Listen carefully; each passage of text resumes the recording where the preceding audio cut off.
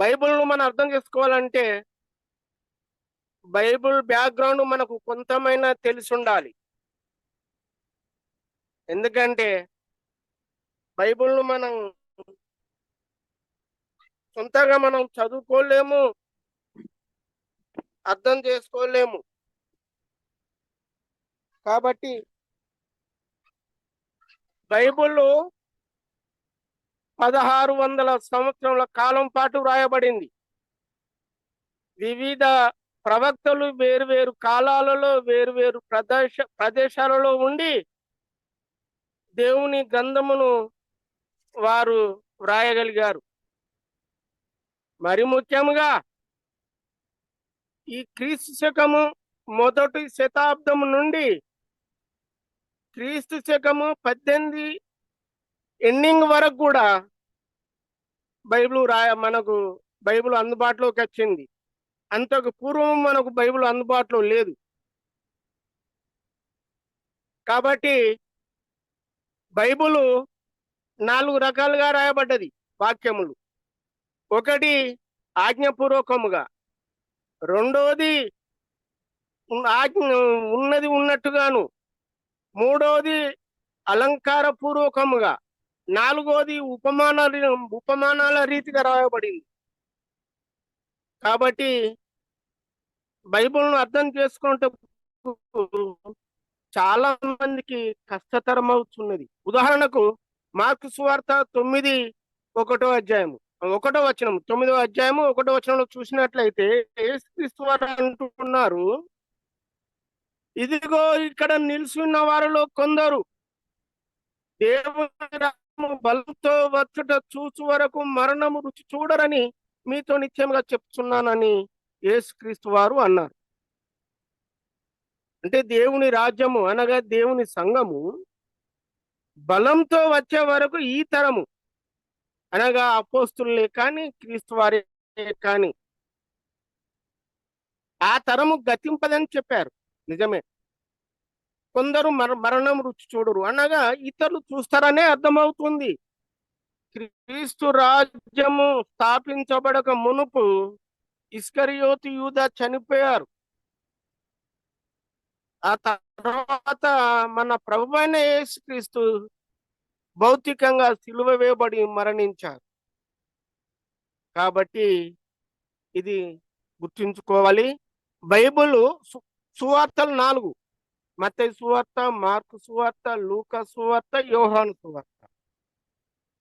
ఈ 4 సువార్తలు 4 జనాంగములకు కోసం రాయబడింది. మత్తయి సువార్త యూదులకును, మార్కు సువార్త రోమీలకును, లూకా సువార్త అన్యులకును, యోహాను సువార్త విశ్వాసులకు రాయబడింది. కాబట్టి దీన్ని గ్రహించాలండి. బైబిల్ కొంచెం బ్యాక్గ్రౌండ్ తెలియకుండా మనకు అర్థం కాదు. రెండోదిగా ఇప్పుడు మనము బైబిల్లోకి వెళ్తున్నామండి. బైబిల్లో క్రీస్తు రెండవ రాకడ విషయంలో చాలా మందికి అపోహలు ఉన్నాయి. ముఖ్యంగా మత్తయి సువార్త 24వ అధ్యాయంలో వ్రాయబడినట్టుగా మనం అవేంటియో తెలుసుకుంటాం. యేసు దేవాలయం నుండి బయలుదేరి వెళుతుండగా ఆయన శిష్యులు ఆ దేవాలయపు కట్టడములు ఆయనకు చూపింపవచ్చిరి. యేసుక్రీస్తు వారు దేవాలయం నుండి బయటికి వెళుతుండగా ఆయన శిష్యులు వచ్చి, అయ్యా ఇది చూడండి ఎంత రమ్యంగా ఉన్నవో, ఎంత నైపుణ్యం ఉందో అని శిష్యులు క్రీస్తు వారికి చూపించడానికి వచ్చారు. అప్పుడు అందుకు ఆయన, మీరు ఇవన్నీ చూస్తున్నారు కదా, రాయి మీద రాయి ఒక్కటైనను ఇక్కడ నిలిచి ఉండకుండా పడద్రోయబడునని మీతో చెప్తున్నాను అని అన్నది. శిష్యులేమో క్రీస్తుకు దేవాలయం కట్టడం చూపిస్తున్నారు. క్రీస్తు వారేమో, మీరు ఇవి చూస్తున్నారు కదా, ఈ ఆలయమే ఉండదు, కూలదోయబడుతుంది అని యేసుక్రీస్తు వారు చెప్పారు. చూడండి, మొదటి రాజుల గ్రంథము 9వ అధ్యాయము 7, 8. నేను ఇశ్రాయేలుకి ఇచ్చిన ఈ దేశములో వారిని ఉండనీయక వారిని నిర్మూలం చేసి నా నామమును నేను పరిశుద్ధపరిచిన ఈ మందిరమును నా సముఖములో నుండి కొట్టివేసేదను. ఇశ్రాయేలు సర్వజనులలో చెదిరిపోయి సామెతగాను ఏలనగాను చేయబడుదురు. అనగా ఈ మందిర మార్గమున వచ్చువారందరూ దాన్ని చూసి ఆశ్చర్యపడి ఈ సి అని యెహోవా ఈ దేశమునకును ఈ మందిరమునకును ఇలాగున ఎందుకు చేసినని వారు అనుకొనుచుండగా, విషయం ఏంటంటే దేవాలయము గురించి పడదోయబడునని ముందుగానే మొదటి రాజులు 9, 7, 8లో వ్రాయబడినట్టుగా మనం చూస్తున్నాము. ఆ తరువాత ఆయన ఒలీవల కొండ మీద కూర్చుని ఉన్నప్పుడు శిష్యులు ఆయన యొద్దకు వచ్చారు. యేసుక్రీస్తు వారికి శిష్యులేమో దీని కట్టలను చూడండి అని చూపించారు. క్రీస్తు వారేమో ఈ కట్టడములు రాయి మీద రాయి ఒక్కటి కూడా ఉండదు అని జవాబిచ్చారు. కానీ శిష్యులకు అర్థం కాలేదు. ఆయన ఒలీవల కొండ మీద కూర్చుండి ఉన్నప్పుడు శిష్యులు ఆయన యొద్దకు ఏకాంతముగా వచ్చి, ఇవి ఎప్పుడు జరుగును? నీ రాకడకును ఈ యుగ సమాప్తికి నీ సూచన లేవని మాతో చెప్పుమనగా, యేసుక్రీస్తు వారు చెప్పేది ఒకటి, వీరు అర్థం చేసుకునేది మరొకలాగా ఉన్నట్టుగా మనకు కనబడుతున్నది.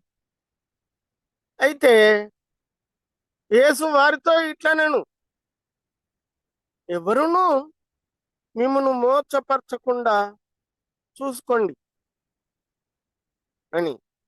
అయితే అనేకులు నా పేరట వచ్చి నేనే క్రీస్తునని చెప్పి పలువురిని మోసపరిచేది. అలాగే మిమ్మల్ని కూడా మోసపరిచే అవకాశం ఉంది కనుక మీరు జాగ్రత్తగా ఉండుడని యేసుక్రీస్తు వారు చెప్పారు. అయితే చాలా మందికి 4వ అధ్యాయం 24వ అధ్యాయంలో ఏమనుకుంటున్నారంటే ఇందులో యుద్ధంలోను గూర్చి, ఆ సమాచారము గూర్చి, తర్వాత కరువులు భూకంపాలను గురించి చెప్పినప్పుడు యేసుక్రీస్తు 2వ రాకడలో ఇలా జరుగును, మత్తయి సువార్త 24వ అధ్యాయంలో రాయబడినట్టుగానే ఉన్నది అని చాలా మంది క్రైస్తవులే కానీ బోధకులే కానీ అబద్ధ ప్రచారాన్ని ప్రచారం చేస్తున్నారు. వారికి అర్థం కాక కొందరు అర్థమై కూడా ఇలాంటి బోధ చేస్తున్నారు. అయితే విషయం ఏమనగా, మీరు యుద్ధంలోను గూర్చి యుద్ధ సమాచారం గూర్చి వినబోదురు, మీరు కలవరపడకుండా చూసుకొనుడి. ఇవి జరగవలసి ఉన్నవి. ఆ యుద్ధాలే గాని యుద్ధమును గూర్చిన సమాచారమే కానీ ఇవి జరగవలసి ఉన్నవి. కానీ అంతము వెంటనే రాదు. ఇక్కడ మనకు కొంత క్లూ దొరికింది. యుద్ధములు వచ్చినా, ఆ సమాచారం తెలిసినా అంతము వెంటనే రాదని. జనం మీదకి జనము లేస్తుంది, రాజ్యం మీదకి రాజ్యం లేస్తుంది. ఇప్పుడు ఉక్రెయిన్ రష్యా యుద్ధం జరుగుతున్నది, అలాగుననే ఇజ్రాయేలు హమాస్ యుద్ధం జరుగుతున్నది. చాలా మంది అదిగో యేసుక్రీస్తు వారు చెప్పినట్టుగానే ఇవన్నీ జరుగుతున్నవి, 2వ రాకడ త్వరలోనే అవుతుంది అని అక్కడక్కడ చెప్పుకొనుచున్నారు. మళ్ళీ ఇంకొక విషయం ఏంటంటే అక్కడక్కడ కరువులను భూకంపములను కలుగును. ఇవన్నీ వేదనలకు ప్రారంభం. అనగా కరువులు వస్తాయి, భూకంపాలు వస్తాయి. ఇవి వేదనలకు మూలము, అనగా బాధలకు మూలము, కష్టాలకు మూలమని యేసుక్రీస్తు వారు చెప్పారు. అప్పుడు జనులు మిమ్మను శ్రమల పాలు చేసి చంపేదరు, మీరు నా నామము నిమిత్తము సకల జనముల చేత ద్వేషింపబడుదురు. కాబట్టి మళ్ళీ ఇంకొక అనేకులు అభ్యంతరపడి ఒకరినొకడు అప్పగించి ఒకరినొకడు ద్వేషింతురు. అనేకులైన అబద్ధ ప్రవక్తలు వచ్చి పలువురిని మోసపరిచెదరు. కాబట్టి మీరు ఇవన్నీ జరుగుతున్నను మీరు భయపడకండి, ధైర్యముగా ఉండని యేసుక్రీస్తు వారు వారికి చెప్పుచున్నారు. అంతము వరకు నమ్మకంగా విశ్వాసంగా ఎవరుంటారో వారు మాత్రమే రక్షింపబడతారని యేసుక్రీస్తు వారు చెప్పుచున్నారు. ఇంకొక క్లూ ఇచ్చారండి మనకి ఇక్కడ 14వ వచనములో, మరియు ఈ రాజ్య సువార్త సకల జనములకు సాక్షార్థమై లోకమందంతటను ప్రకటింపబడును, అటు తరువాత అంతమచ్చును. ఇంతవరకు యేసుక్రీస్తు సువార్త ప్రపంచమంతా సంపూర్ణంగా ప్రకటింపబడలేదు. క్రీస్తు వాక్యము సువార్త వెళ్ళని ప్రదేశాలు, రాజ్యాలు, దేశములు చాలా ఉన్నవి. కనుక అంతటా క్రీస్తు సువార్త ప్రకటింపబడాలి, అప్పుడు మాత్రమే అంతము వచ్చునని క్రీస్తు వారు చెప్తున్నారు. కాబట్టి యేసుక్రీస్తు వారు రెండవ వచనములో ఇవన్నీ మీరు చూస్తున్నారు కదా, రాయి మీద రాయి ఒక్కటి కూడా ఉండదని అని చెప్పారు. దానికి దానియేలు గ్రంథము దానియేలు గ్రంథము మొదటి రాజులు 9వ అధ్యాయము 7-8లో అది ప్రవచింపబడింది. నేను ఇశ్రాయేలుకి ఇచ్చిన ఈ దేశములో వారిని ఉండనీయక వారిని నిర్మూలం చేసి నా నామమునకు నేను పరిశుద్ధపరిచిన ఈ మందిరమును నా సముఖములో నుండి కొట్టివేసేదను అనగా దేవుడు ఇశ్రాయేలుకు ఈ విషయాన్ని ముందుగానే తెలియపరిచారు వారి పితరులకు.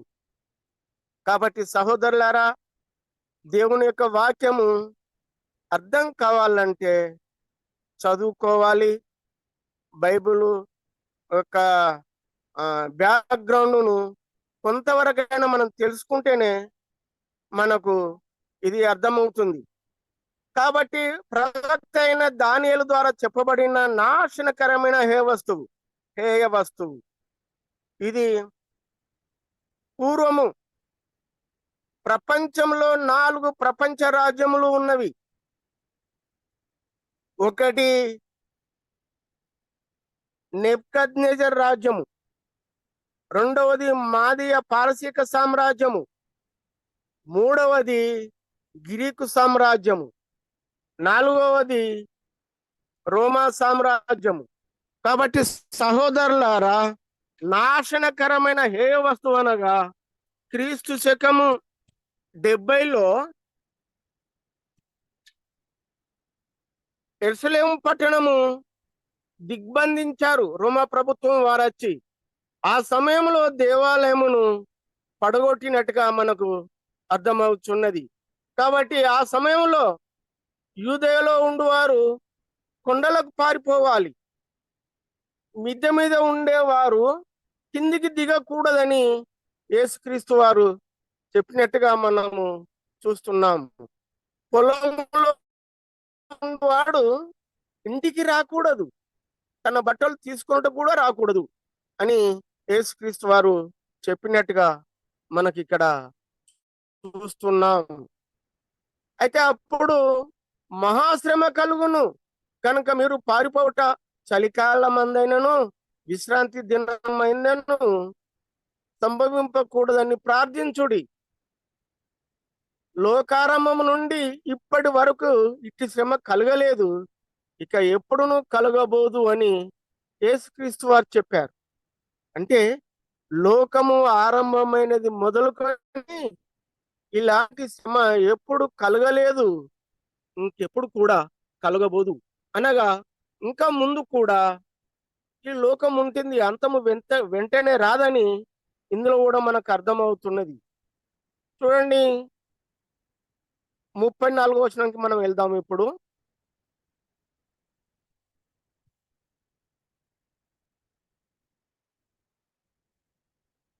ఇవన్నీ జరుగు వరకు ఈ తరము గతింపదని నిశ్చయముగా మీతో చెప్పుచున్నాను.